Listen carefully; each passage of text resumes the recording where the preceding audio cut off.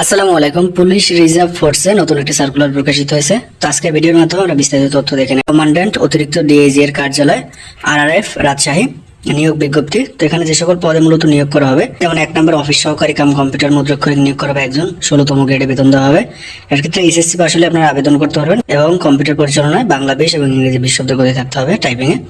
2 নম্বর cashier একজন নিয়োগ করা হবে, 16তম গ্রেডে বেতন দেওয়া হবে। এটার ক্ষেত্রে SSC পাস হলে আপনারা আবেদন করতে পারবেন, তবে যাদের সংশ্লিষ্ট কাজে অভিজ্ঞতা আছে তাদের অগ্রাধিকার দেওয়া হবে। এরপর হচ্ছে বয়স, 12 মে 2025 তারিখে আপনাদের বয়স থাকতে হবে 18 থেকে 32 বছর।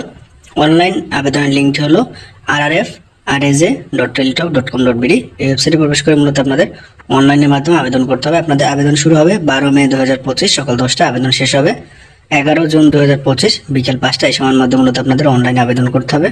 তো কত টাকা পরীক্ষার ফি পরিশোধ করতে হবে, কিভাবে আপনারা পরীক্ষার ফি পরিশোধ করবেন SMS এর মাধ্যমে, সবকিছু কিন্তু দেওয়া আছে। আপনাদের মূলত টেলিটক প্রিপেড সিমের মাধ্যমে আপনাদের পরীক্ষার ফি জমা দিতে হবে।